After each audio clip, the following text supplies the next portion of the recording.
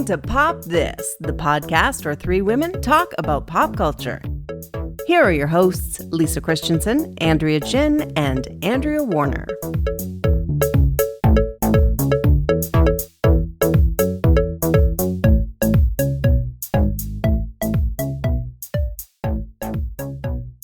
So I have something I think we all need to address, and Jesus, I'm so scared. I know, but I feel like if we don't, we're not doing our pop culture duty. And I don't know how to, what angle to take this, but I do think that... The underneath. Is this related to Barbie? No, but it could be, I'm sure, because I think it's one of these stories that has tentacles that goes out into all the realms. Like a Kardashian family tree, something like that. Wow. Yeah. So here we go. Okay. Taylor Swift and Travis Kelce. I was willing to just kind of let it swirl around until this week it became a right-wing political theory that that Taylor Swift has somehow convinced, or she is a Joe Biden supporter, so she has convinced the NFL to let the Kansas City Chiefs actually go to the Super Bowl. And during the Super Bowl, she will announce who she is actually endorsing. And this has all been a long game, like a long... Wow. Like the whole thing. That's honestly cool. If that's the case, honestly, what a way bigger bang for my buck in any investment I might have had in this relationship. Neat. I just, I think there will, at a certain point, be books written about this time in history. There will be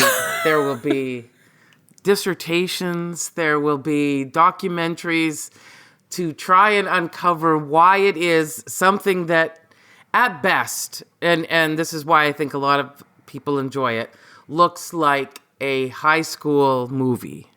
With the pretty popular girl and the football stud guy, whatever, have found each other. Like, oh, how did they find each other? And I mean, that's at best, right? But now we're all pushed into corners where we all have to feel some sympathy and some kind of like, how are you crazy Do we kids? though? Well, I don't know. because I barely even know what you're talking about. Like, honestly, that's the first thing I've heard. I mean, I understood that they were dating, but I didn't follow anything you're talking about. I don't know where it came from, or if it's a buildup from something, or if there's what any related facts are about the case. But yeah, this is the first I've heard. That's the first I've heard about it. I just I haven't been paying attention much to the political conspiracy, like far right theories or anything. What I was really amused by personally, just from like a modern fairy tale come to life kind of thing, was the just tremendous excitement that this team is going to the Super Bowl, and that they got to I got to see like all of this like feverish sort of response to them exchanging I love yous on a football field. Like, honest to God, like, I know, Lisa, you watch football. Mm-hmm. I do not, have not, could not, won't not, et cetera.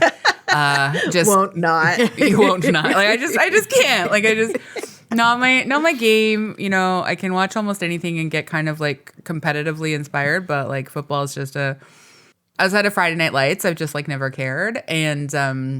And this isn't making me care about it necessarily, but just seeing the sort of like cinematic storytelling of like how it's all unfolding is, I find it so funny. That's what I mean. Like, it is so funny. It is. I mean, that's what I'm seeing. Like, that's one angle to look at it through, right? That it's funny. Yeah. And then there's the unbelievable misogyny when she started going to games. Oh yeah. That was, I mean, I think I've said it many. What was the misogyny? Oh, the hatred that so many football fans had that the camera kept going to her.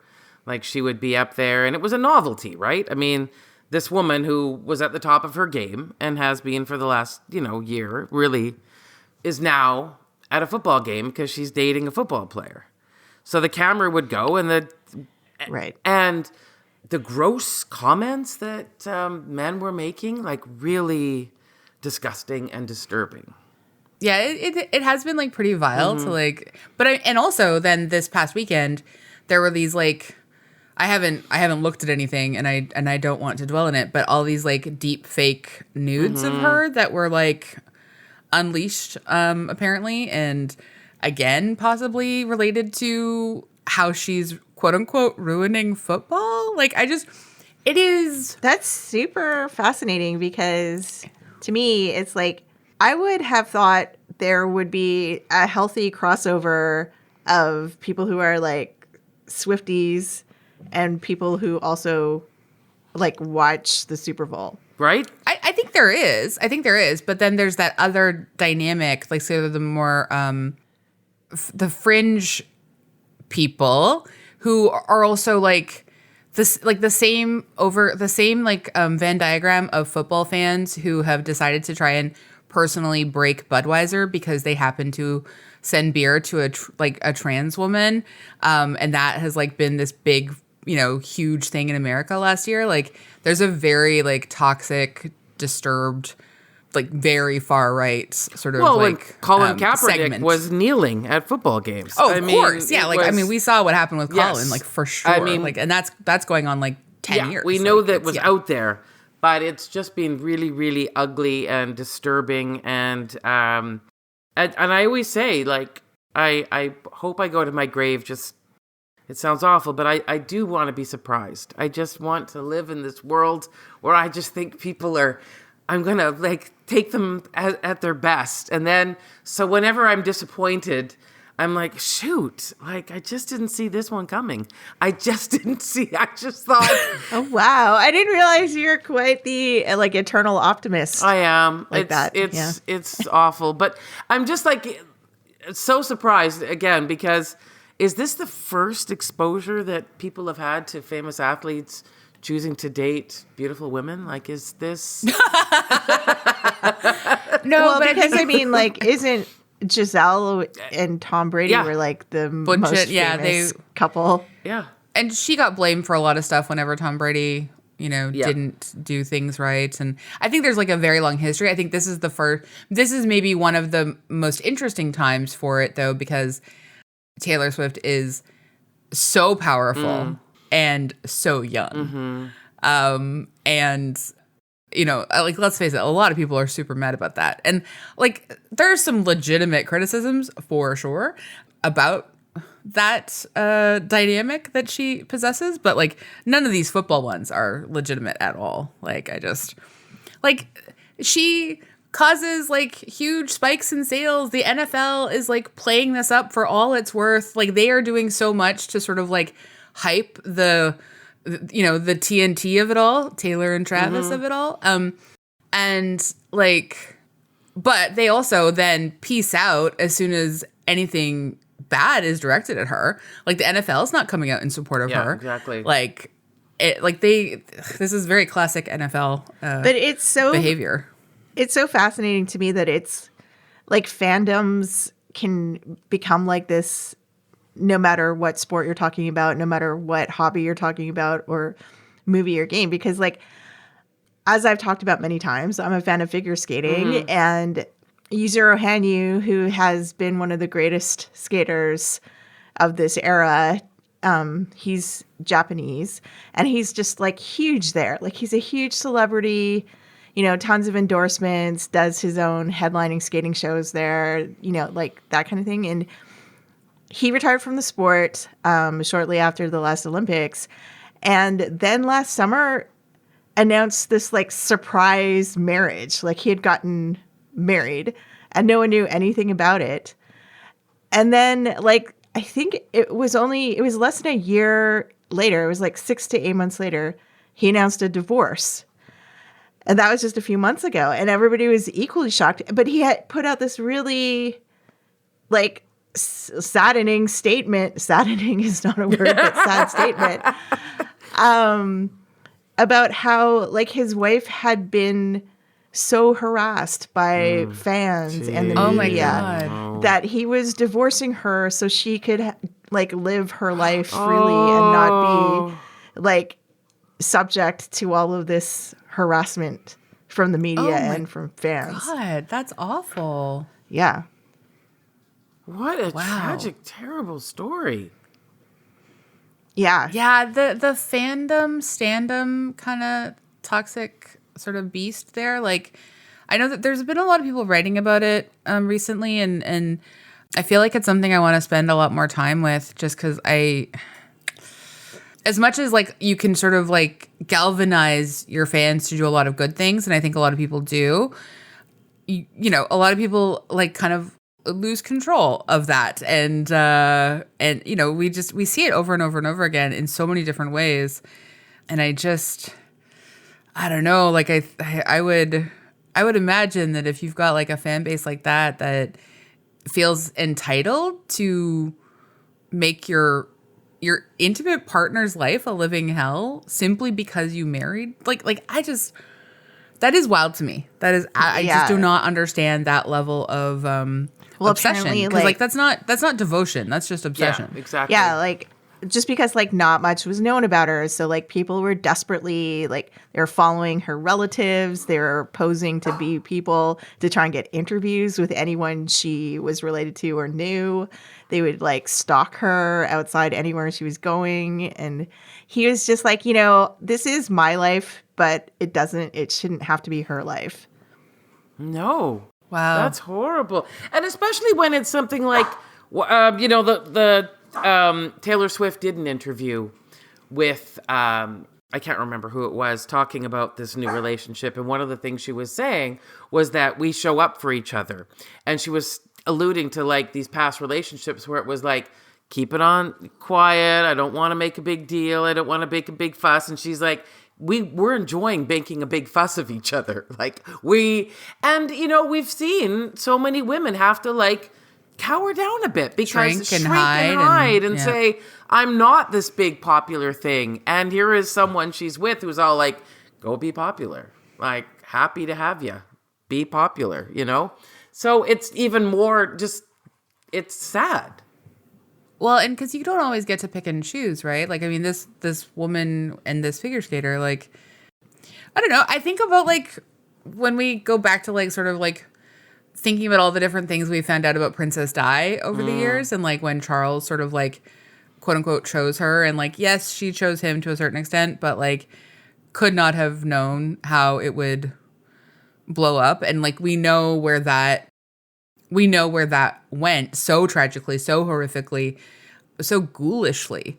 And yet, like, that hasn't really caused anyone, almost, it seems, to sort of, like, rethink their behaviors as, like, celebrities, as fans, and as paparazzi. You know, like, it's very strange to me. I don't know how... I'm so curious about sort of that level of like parasocial relationship and that entitlement and I am glad for like the people who seem to have control, like, because I think so far, like, for the most part, it seems like Taylor and Travis seem to have control and everything's fine with, you know, her being the more famous one and he's doing his thing, et cetera, et cetera. But like, I think about like a few other couples that we've heard about over the years where even if the gendered expectation was that if it was a heterosexual relationship, the woman would shrink herself so that the male partner could be more prominent. And I hate that dynamic, obviously. It's super gross to me. And so I kind of love to see this public example of like mutual support system. Because I think like even if it's performative, a lot of people actually need to see that performance and understand that one partner doesn't need to be like submissive to the other. Like partnerships are best when they are equally supportive. So Are you making any adjustments to your annual Super Bowl viewing plans to honor Taylor Swift in any way this year? You mean like how would I? You're gonna play some Taylor Swift in the background, like any snacks dedicated to her? Like, are you adjusting your party in any way? It's interesting, yes, because Usher is the halftime show, and Yep. so I'm not entirely sure. Like, could he work in a Taylor Swift number? I don't know. Oh, can you imagine? She's a surprise guest. I don't know. Like it feels like Honestly, I feel like Usher would love that because he knows what the people want, and he knows that would be also extremely good for him. yeah. I mean, I think Yeah, they could like duet like Love Story or something. I could see that. Yeah. I mean, I'm guessing that the big star he'll bring up Lil Jon or something like that. But I think we all know what we really want to see. I'm just The natural duet of right. Taylor The and natural Usher. duet. It's only natural. But like, you're not serving like TNT dynamite rolls or anything like that. No, Like, I that's don't not- know. Like, I could get some cats to come hang out at the house because with my dogs, just for fun. Just to really make it a Taylor Swift night. Yeah, sure. Maybe I can wear some red. Put on a red lip, like some of the reporting, which I really like in my Instagram feed, which will be like one story will be a really serious one about this whole, what the misogyny that that Taylor has been experiencing. And then the next article will be, how does she make her lipstick stay on after so long? Actually, that's my bigger question, because that lipstick does not budge, and I am so envious of that. That red lip is on. And like, what? Yeah. Does she reapply? Like... And it's a good matte red lip too, which means it sort of typically dries out the underlip, and then you usually get like a kind of, so she must use a good lip exfoliator too. I don't know. There's just so many facets to this, and I'm how close are we to getting a Taylor Swift cosmetic line? Oh, how that come we don't is have that? That's interesting. centered around that lipstick. Probably, we must be pretty close, right? Probably like a year away. Yeah. She's too busy doing other stuff right now, but like I think we've seen Rihanna have so much success with her beauty line that like we're gonna end up seeing one from Taylor sooner rather than later. Do you think at some point the world will be tired of the Taylor Swift world tour? Oh yeah. It'll be just have gone on for like 5 years. Well, Elton John's did, right? His farewell to Yellow Brick Road or whatever, it seemed to go on forever, and it didn't seem to waver at all. It did get interrupted by the pandemic, though. Well, so that was yes, part of okay. it. I Yeah. think, but also I think with like with the Taylor piece, just because she has actually grown as a songwriter, and her fans range in age from like 7 to like 90, and she's only been doing it for like less than 20 years, but like because like her fans have been able to grow up with her, like I feel like there's still so many people who never got to see the tour. Like if they got a chance to do it, they would, like, because I think but I also think she could end up just like deciding to do like a big residency at like the Sphere, or like Vegas would build her own stadium or something. You know what I mean? Like I'm not gonna like sort of think that that's not possible, because Vegas would love to have her. Yeah, I mean, I think that's also when your life is you're just a little bit tired, right? And apparently she's not yet. Well, but she will be in 2025 when she's like done all of this like world tour stuff. Well, like, God. But right now you've got Adele, and I don't think anyone's going to compete with the Adele residency. Yeah, until that's but over. It's not like, isn't it over soonish? Is it? I don't know. I can't remember. I know Shania's new residency will start sometime in a couple months, but I just feel like they built that Sphere thing, and they're going to want a lot of people in there. And I know that I think it's going to cycle through like a bunch of sort of trying to get as many big names as humanly possible to like recoup its costs. Well, I mean, I have no interest in like spending all that money to go to Las Vegas just to look at another screen, but that's me. But what about the thrill of getting sick from being surrounded by so many moving screens? How do you feel about that? Because I've heard there's a lot of It's a weird lot of thing. It's illness. like the things I've seen. It's like, wow, that is super impressive. But also at the same time, I'm kind of like, I went to the planetarium and saw the Pink Floyd laser show too, and there was a time where that impressed me as well. So, Yeah, true. Everyone's seen Laser Floyd. right? I miss it. I wish they would do that stuff again because, like, I just like think about how like it used to be that every Friday and Saturday night you had 2 opportunities per night to go and like do whatever you wanted to outside the theater, and then go and lie on your back in a seat and just listen to either Laser Floyd or Laser U2 and watch the lights just go past. It was like, you know what? A simpler time, but it was nice. I liked it. It's 100% the same philosophy, and that's what makes me laugh so hard. It's just like, don't you have a planetarium in your community? And if you don't, I guess I understand spending all this money to go to the Sphere. Yeah, but this way, when you see U2, you can see Bono in like multiple different spaces. And like he could be behind you or in front of you or next to your ear. Like, you never know where he's going to show up.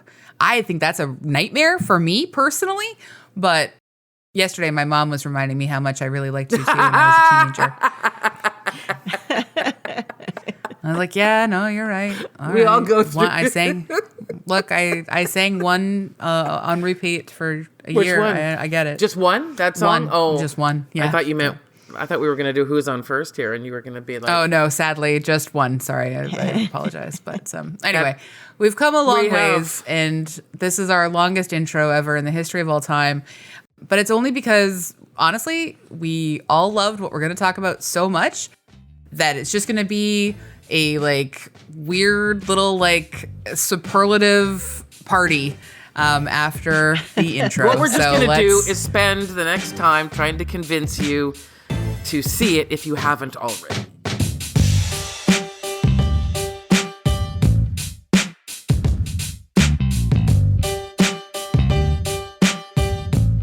I'm Andrea Warner. I'm Lisa Christiansen. I'm Andrea Gin. And you're listening to Pop This. And my God, so excited that we're talking about Rye Lane. So this is a movie that like I suggested, but I had not seen it. How did you hear about it? I had it recommended in a bunch of year-end lists last year, but the very first place I heard about it is Jason Mantzoukas, the comedian, like the actor, comedian, and podcaster of How Did This Get Made, was singing its praises early on last year. And he kept telling everyone how wonderful it was, how brilliant it was. And it just sort of like sat in the back of my head. And when I was thinking about like us trying to do something ahead of Valentine's Day, I remembered this popped into my brain. And I was like, I haven't watched it yet, but I want to. I've heard it's brilliant. And then you guys said yes, because you're so trusting. And finally it paid off. I mean, I had never heard of it until you brought it up. And, now that I've seen it, I have to be thinking like it's the best rom-com I've seen in recent memory. Like, Absolutely. And then I found, think- and then found out that it was the hit of last year's Sundance in 2023. Yes. So I do feel a little bit late to the party, but I don't always check out what happened at Sundance. I apologize. Yeah, how dare you? Who are you apologizing to? The world, my own self. Sundance? I don't. Yes, Sundance. Yeah. Robert Redford. Yeah. Yeah, I mean, he's going to like that apology, so he'll hold that close. Yeah, this is just like, this is so good. It's so fun. I feel like I could watch it over and over again because it just feels good. And it also feels so fresh and vibrant and lively. And, well, let's do some background, some synopsis, and then get into just basically this sort of like I think this episode will be just an ode. We're not going to do it in rhyme, but understand this is ultimately a long love poem of an episode to Rye Lane. Lisa, do you want to read the background? Sure. Rye Lane is a 2023 British romantic comedy film directed by Rain Allen Miller in her feature directorial debut from a screenplay by Nathan Byron and Tom Malia. Set in the South London area of Peckham and Brixton, the film is titled after the real-life Rye Lane market. It stars David Johnson and Vivian Opara as two strangers who have a chance encounter after having both been through recent breakups and spend the day getting to know each other. Rye Lane had its world premiere at the Sundance Film Festival on the 23rd of January, 2023, and was released in cinemas in the United Kingdom on the 17th of March, 2023, and by Walt Disney Studio Motion Pictures. The film received critical acclaim with praise for Johnson and Opara's performance, the film's direction, style, and originality. Basically, the whole thing. I mean, that's really everything. Yeah, if you're not praising this, I don't know what's wrong with you. AG, do you want to read the synopsis? Sure. Dom, clearly upset over a recent breakup, goes to have a private cry in a restroom stall at his friend's art gallery opening. Haven't we all been there? Yep, honestly. Only to realize with embarrassment that the facilities are gender neutral.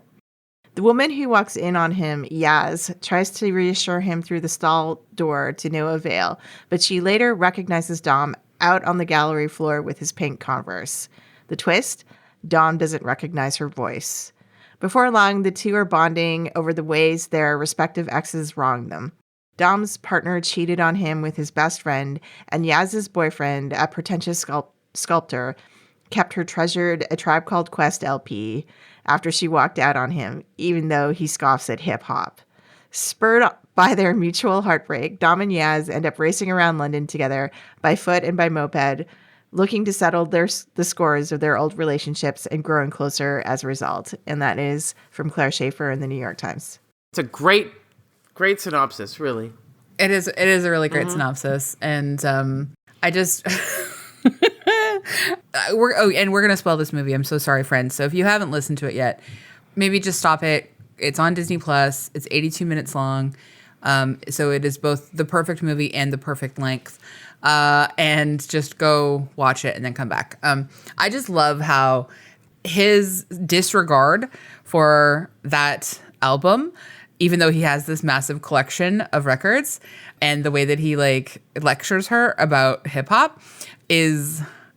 It's such a perfect detail for this character, this like awful ex-boyfriend character. I loved it so much. It was so like all the details throughout the entire thing, no matter how small the character is, are perfect. Yeah, I'm not going to disagree. I just think it is one of those movies that really understood, like, we know what a rom-com is, so we need some laughing. And we need two people falling in love. I mean, and from there, sky's the limit on what you can do, right? And but what do you think? What do you think this movie got that every other modern rom-com doesn't get? I do think it's those details. Like every character is vivid, and like there's not necessarily like even the like side characters who could be considered sort of like the best friend tropes or whatever.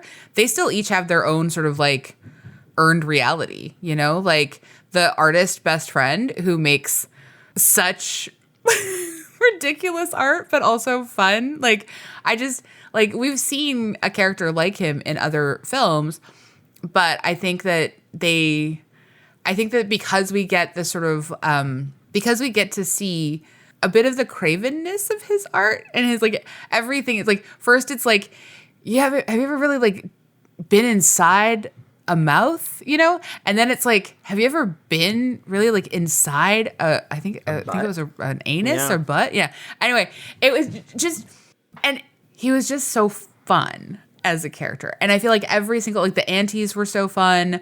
And the fact that they're like the moms of her ex-boyfriend and even the ex-boyfriend's new girlfriend, who's like, I don't know, a yoga enthusiast and a sort of healer or whatever her vibe is, like with her woo-woo stuff. Like every single character is so interesting. And that's what I think is so different than other rom-coms. Because a lot of other rom-coms just, they're not that like they think that the interesting thing is how people fall in love, but the interesting thing is when interesting people fall in love. Yeah. Yeah. I feel like also like you can see the DNA of other classic, like they name check Wes Anderson at the beginning in like a joking way, but you can sort of see the influence of in the visuals. You know, some people were saying like you could like the colors of their clothing are so vivid and bright, and that made them think of Punch Drunk Love or, you know, Scott Pilgrim versus the World. And like, I don't know, like it's interesting to think of like all these sort of references to other classic movies that you can see coming out in the movie, but sort of like processed and made into its own thing. I think also that, I mean, with the cameo of Colin Firth in the restaurant, the Love Guacamole, that he's working at the Mexican restaurant, or the burritos they go for. That made me laugh so hard. It made me laugh. When I realized it was actually Colin Firth, too, I just couldn't believe, I was like overwhelmed with happiness because I thought, this is a movie that's not afraid of being a rom-com. Like, you know what I mean? Like, it's not afraid of that idea that what's really lovely is watching two people meet and fall in love. Like, it's just a lovely thing. And that's why these movies, I mean, I think arguably the first one is like with Clark Gable and It Happened One Night, which is what in the 30s, I think. So I never saw it. Yeah. And I mean, I would argue that's like also that African Queen, and with Humphrey Bogart and Katharine Hepburn, is a rom-com in its own way.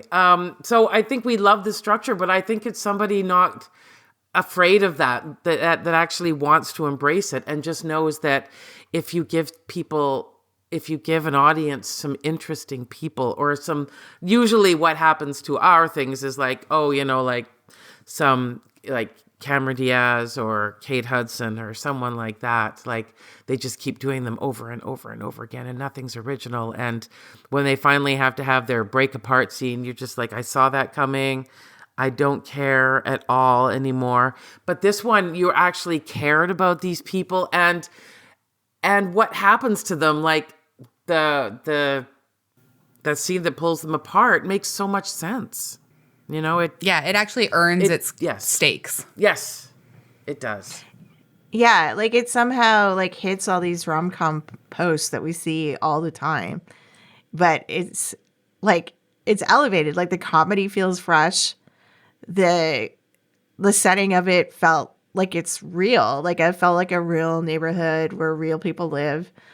And I've been racking my brain trying to figure out like what makes this movie so superior to every other like movie in its genre, even though it's kind of the same, like it is the same story that we always see. Like it's a very genius trick the way that whatever they've done, they've reinvented the genre without reinventing the genre. Exactly that. Exactly. And I mean, I think it was just like a lot of very relatable feelings too, that were like when Dom's like, well, I'd like to stay out, but I got to get on the train. And if I miss the train, I'm on the night bus. And like, like it was so funny, like just the practicality of this and how, you know, we're all watching, knowing we're watching a rom-com. He doesn't know he's in a rom-com. So he's ready to go home. Like, this has just been a very difficult evening for me. Right? Like I'm having a hard time here and I'd really like just to go home and have my mom make me eggs and toast, you know? And I just think there was something just refreshing about showing these people also for like, they were real. They felt like real people.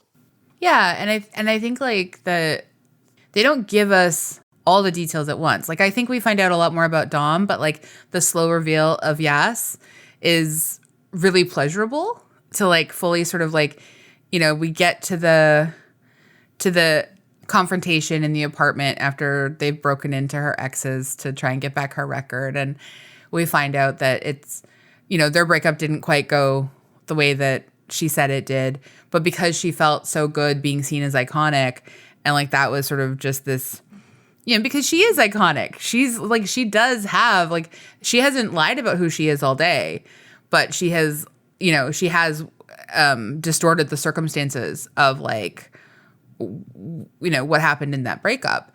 And I think because we've seen her engaged in her community, we've seen her, sort of be afraid of going to this job interview, and we've seen her sort of making the decision that she's having fun with this stranger that she had met, and that she also, because she knew who he was when they embarked on their walk together, but he didn't know who she was.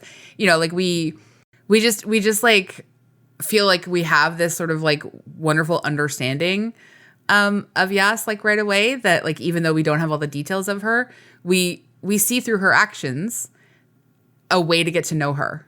And I think I feel like a lot of other movies give us stereotypes of character behavior, or really sort of broad drawings of character behavior, not the specificity.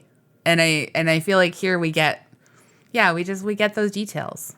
Yeah, and the characters are fully formed, characters that we care, that we know, and understand their motivations, understand where they're coming from and why they're doing what. And yeah, it doesn't feel sometimes I feel like we watch movies and we're they don't tell us anything about this character, and then all of a sudden they're just doing this story, and you don't know why. I think it's really interesting and smart too, that I don't know if you call it the twist or the big reveal, but like you mentioned that that she lied about, that she said she was the one that broke up with her artist boyfriend, but he actually broke up with her. And when Dom is yelling at her, and she says, well, I wanted you to think I was cool. And it was really, really funny, because I felt like myself watching it. I was like, yeah, I mean, to be fair, you're not as cool now. You're just not. I actually physically felt that, because before that, when they did that little descriptor, that cool sort of surreal seeing the breakup scene as she wanted to present it. Yeah, I love that. I know that was so creative. So great. It was so creative. And it was interesting that Dom was so unafraid of being himself. That's who he talked about, how ugly he cried and how sad he was. And we haven't even touched on the fantastic lunch, but anyway, oh my God, that lunch. Okay. Let's that lunch. I hit Dom's ex-girlfriend. And these are brilliant performances too. I don't know how Dom and that guy were best friends. That's wild to me. So that's in and of itself, kind of funny and interesting. When we get the flashbacks to their peeing contest, Dom knew whose penis was in the photo that he snapped, because he knew that penis. I laughed so hard, but also just the behavior of this man throughout this lunch, seemingly having no understanding of how much he has literally emotionally ruined his best friend. And the way that the ex-girlfriend is conducting herself, thinking that she's just in control of everything. And then Yas comes in to just blow it all up. She is iconic, and she's giving him the sort of empowering, implosion to everything that she had sort of invented for herself. And I love that. Oh, it was one of the funniest scenes I've seen in a long time. It was really, and this whole idea, I think I think there were so many moments when you were watching it that were so cathartic, this idea that we just want to clear the air. We just, and it was so horrible to put someone through that for your own personal. Yes. They don't want to feel guilty every time they see him. It's the grossest reason to invite people for lunch ever. But I know that people do that all the time, and I hate it. Oh, I just thought it was so cruel, and I felt it physically. I could just feel myself in that lunch, and and when she came in and Yaz came in and saved the day, and the way she did it was so funny. And anyway, it was just when she told the story about how she was broken up. She was not the instigator, but it was just such a really believable moment. And I think that sometimes what the problem is, like we're saying, like what's the difference between the rom-coms of, we don't really ever see characters want to be ugly and vulnerable. Yes. Yeah. Yes. I thought too, what was very interesting about this movie is that, you know, some people called it like being on the verge of being a musical because of like their brilliant use of music throughout it is on like, you know, there's so the good. karaoke performance, but there's also like this It was great music. really incredible Terrence Trent D'Arby. Don't. Oh my gosh, I could not believe it was Sign your Terrence name Trent D'Arby. scene. I was know, just like if you have to watch the movie, even if just for that Yeah, scene, because yeah. it's incredible. But yeah, you don't often get music incorporated so much into a rom-com either. So that's an interesting element to me. I mean, it wasn't really a rom-com, but like I think of something like Garden State got a lot of like accolades for its soundtrack and like the way it incorporated music in it and stuff like that. And again, less a rom-com and more just like a rom-dramedy. I don't know. Anyway, but I feel like this movie clearly could be brought to the stage and just turned into a musical entirely. Like these characters could sing to each other and like do their thing, and like I would be so content to have this also be a musical. Like what a dream come true it would be to see Rye Lane God in the West End. Like what a lovely, I hope that this happens. I hope now that we've said this all out loud that we can somehow manifest it. Yeah, and the other thing I think that, and I'm sure it's not luck because I know they had to put a lot of thought into this, but rom-coms can fall apart if you have the wrong people, and they pick the right cast. Like these two leads are so good. Their chemistry is good. It's so believable. There's, you know, like it could have all, if you had the wrong people, this would not have been an enjoyable movie. I know. I was thinking of like any other actors I could think of that would replace those two actors. I don't know if I'd like this movie. Yeah. I don't know.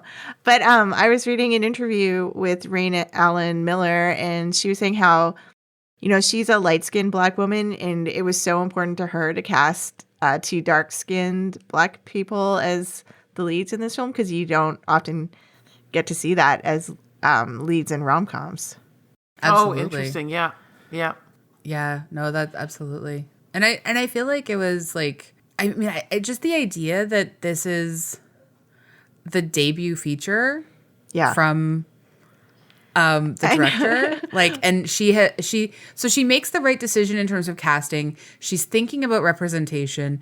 She's obviously, I mean, she's a Black woman herself. But like, she's like her vision and her cinematographer's vision and the decisions that she made in terms of sort of setting and being specific to Rye Lane. Like the thing that you mentioned in the New York Times piece in the outline, AG, the writers credited Alan Miller, director for the film's honed in focus on the neighborhoods of Peckham and Brixton. It was originally going to be set in Camden Market. And I think like that's like, like setting it in Peckham and Brixton, like this is it. Just these neighborhoods pulse with like beautifully shot vignettes. Like it's just incredible. Yeah. Well, I mean, there's a lot of interesting conversation around that too, because, you know, some people are talking about how Notting Hill was, you know, just a working class neighborhood. And then like in the film, that's how it's depicted. And then like since then it's become a really fancy gentrified neighborhood. Yeah. And sort of this idea that like South London is kind of also changing, like it's going through gentrification. And, you know, like the director, Raina Allen Miller, was saying that like at least she feels like she's captured South London as it is now before, you know, like it probably changes into something people don't recognize anymore, like Notting Hill has. Yeah. Oh, well, I mean, that is depressing on one level, but also really glad that she made those decisions to like set it here and now for this film, and that we have this sort of like, you know, visual sort of like ode alongside this love story. Because I think that they really interact with each other. Even just seeing the different shopkeepers. Yeah. I was so delighted. You know, I love an unusual shopkeeper. And there were countless folks in this film, just like, you know, either someone interacting with them personally quickly or just like vibing along in the market or just like behind the counter at the movie theater. Like every person, again, like there's just so much intention in this movie. There's nothing that you can get rid of. And it's not just because it's 82 minutes. It's like because like the people making this movie, it feels like they're really taking their shot, and like it's the debut feature for so many of them involved. I love to see that level of care and, I don't know, creative intention. Like I love to see that in every frame of this film. I also, like I'm saying, like the whole idea of enjoying making a rom-com. I just also, the expression, you know, like wearing your heart on your sleeve, like the ending of this movie, the big gesture, which, you know, makes more sense if you've seen it. But, you know, the fact that they just went for it, you know, just like, you know, it's going to be a really corny looking romantic ending where, you know, the two of them, you know, will it work? Won't it? You know, racing along to find her on the side of the water. And then the big kiss, you know, like, yeah, it was just all right. And you just felt so good. Yeah. Yeah, it's the perfect movie. I don't know what to say. I know. I agree. It really is. It really is. And I just like, there's nothing about it I would change. No. There's nothing I was left wanting. No. There was like the costumes are beautiful. The colorful outfits, that being inside different people's homes and like the different, getting glimpses of different homes in these neighborhoods, seeing sort of like community marketplaces and like spending times in parks, like everything. And then also just like, you know, seeing a bit of sort of the run across the bridge and like the boat, that's such a essential part of like a touristy London sort of experience, which I think I loved. Like the essential feeling of this movie just makes you feel so good because they set it up right away that, like, you know, the main characters are talking to each other about just letting yourself do whatever, like let carpe diem, like just let the day take you where it takes you and let's just see what happens. And that's just such a fundamentally good feeling to watch on screen, you know, like that feeling that you're just like not going to care about anything and you're just going to follow the day and what happens. Also, I'm just a big fan of the movie that takes place over one day. I think I love that structure. I think it's a lot of fun. I also think it's like in a weird, I don't know if this is the right word to use, but more honest. There's just such a, you know, like a feel like this, you can suspend your imagination for one day. Well, and I think that the movie like does something really smart too, because they take that one day idea and then they extend it a little bit at the end because we see that like, you know, a little time has passed or whatever. So it doesn't like, it's not so strictly adhered to its convention that it sacrifices what the story needs. And so like, we have the sort of like wandering around, sort of like seizing the day, but sort of like aimless seizing the day, which I love so much. Like that combination of like, you know, something important is happening that's going to change your life in this day, but you're still walking towards whatever that is. And like, it's happening while you're walking and exploring. And then like, you know, sort of just when they get on that moped and, you know, we're building to sort of the big, reveal and then you have sort of the aftermath and seeing sort of how they both have been changed by each other even after just this one day, you know, and then it feels like the ending feels so earned and so beautiful, and like they both do have these sort of like grand romantic hearts, they do, that they can see each other, you know, and like I just it's so lovely. But they both know that they also need to be doing like a few other things, and like they're both inspired by what they've done together on this day, even if they're both kind of reeling from the fallout of it, like, it's nice to like, it's just nice to see that, and see it sort of occur in a way that feels authentic without it feeling like just a plot device. Yeah. Yeah. 100%. I love this movie. I know. And we basically announced at the top that we all thought it pops. So Yeah, there's not just like, really it's nowhere to go. No. 1,000 pops for me. This might be one of my favorite things we've ever done on the podcast. Oh, I think like, so for too. sure. I just, Yeah. and it was such a surprise. I think that was so lovely about it too. It was just, what the heck is this, you know? More for a surprise And- for me when it turned out to be French, but, you know. And it turned out to be a tight 82 minutes Woo! for you, Lisa, too. Yeah. Look at that. Honestly, the gift that keeps on giving. Yeah. It's brilliant and it's only 82 minutes. Give Hell me yeah. more. Yeah. Give me more. Yeah, I could have done a little bit more of this, I'll be honest. Yeah. I will take every future film this person has to offer. Thank you so much to the director, Rain Allen Miller. Can't wait to see what she's going to do next. Oh, God, me too. Me too.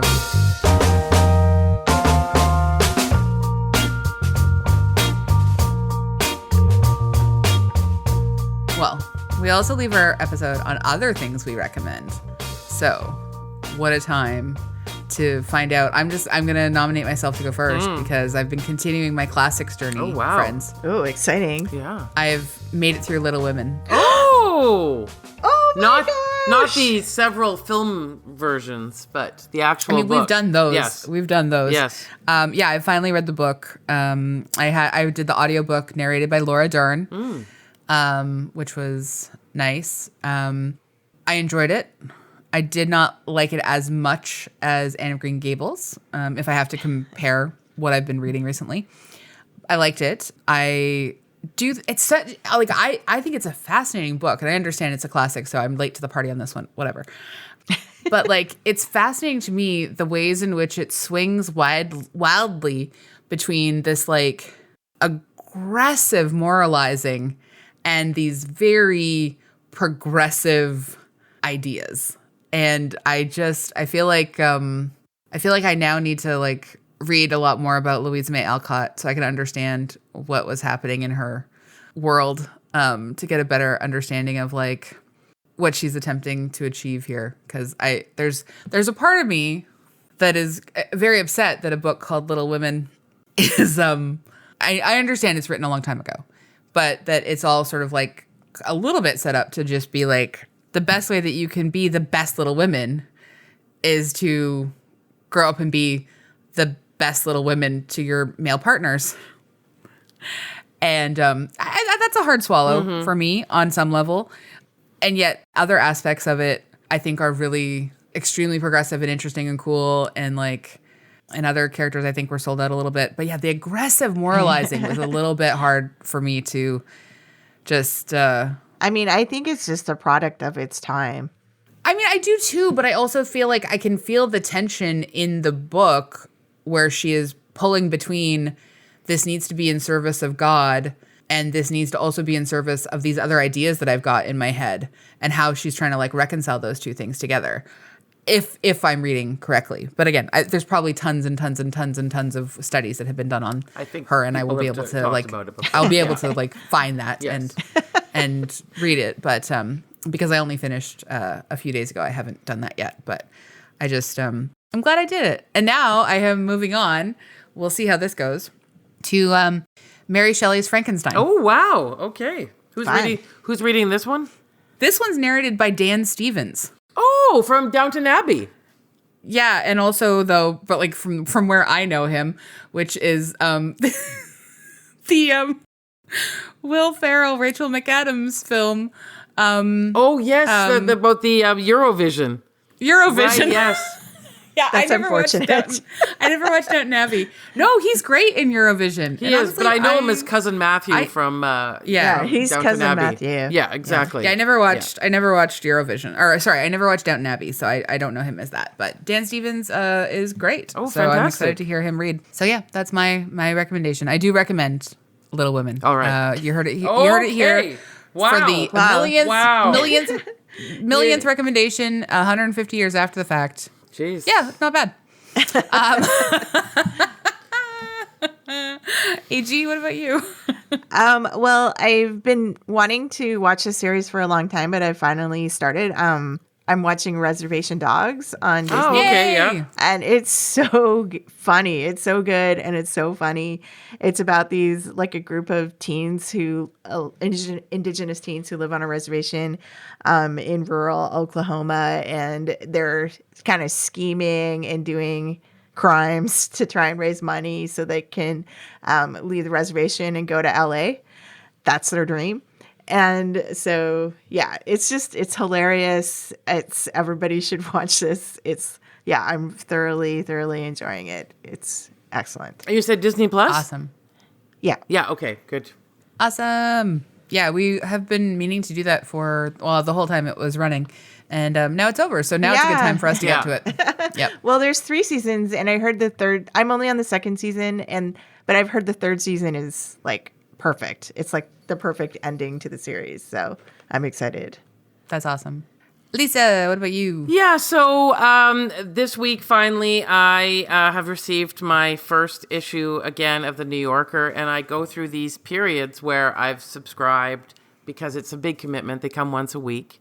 And I got like a special offer, not me personally, but just it came out like as a, for subscription. Hey, you specifically. Yeah, me specifically. And so Did it involve a tote bag? No, not this time. It did not. I think that's why it was a special offer, because I didn't get the tote bag. But I'm very excited to start the subscription up again because I realized that I had been. Like one of my favorite things to do is what we do on this podcast is share what we like. And I'm always sharing with people. And I realized that I'd been sharing an awful lot of memes. And I think I need to go back to sharing boring facts from the New Yorker. So if you know me, look forward to me boring you now with what I read in the New Yorker rather than what I saw on Instagram. Wow, everybody's going to like their classic selves, like, or going back in time, like you're doing the New Yorker, Andrea Warner's doing childhood classics. Yeah, I know. I gotta find a thing that's retro for me to do. Yeah, you need like to get a penny farthing bike or something. I don't know, like yeah. Or just like you start shooting on film or something, like just, oh my God, wait, no, you know what you should get back into? Just because I think it would be fun. You should get back into making zines. Yeah. Corduroy overalls. I mean, they might be back. Who knows? I actually I ordered myself a beautiful corduroy jumper dress that I'm expecting to arrive in 6 weeks. Wow. Nice. I'm really just love excited corduroy. about it. Does it have a stretch? Because I love stretchy corduroy. It's got a stretch Okay, to it, love it. and there's front pockets, and I get to wear it over a turtleneck. I'm so excited. Wow. Hello, 1974. Yeah, Hey. like librarian. Are you going to do some macrame too, or? I hope so, because I also just bought myself a little tiny cross stitch kit to try my first cross stitch. You're gonna be like librarian chic. You need to get some of those really big glasses, those kind of with the plasticky orange. I wish I could, because so I can't actually have glasses that are much larger than this, because when you have an astigmatism and you have a prescription the extent that I do, you have to keep it smaller so that your eye doesn't strain going all around the glasses. Like, you need to keep it focused. So this is as big as I can get. However, I could potentially, if I was lucky enough, find frames where the actual glass part is small and the rest of the frame is ridiculous large amounts of plastic. I think you deserve to find that. Yeah. I'm hoping. Yeah. I also think you might need back to tote bags, a tote bag that says "ban the bomb" or something on it to carry around. So, like, I don't already have several tote bags that basically say, like, not like, like, you're right. I need one that specifically says "ban the bomb," but I don't have a bunch of tote bags that have political messaging on them already. yeah, there you go. You're set. I feel really good about this new me that I'm re-embracing for 2024. Love it. Thank you so much. Well, everyone, can't wait to spend more time, hopefully, like watching more movies that we love, like in 2024. That would be so cool. Or just like spending more time with stuff we love, people we love, etc.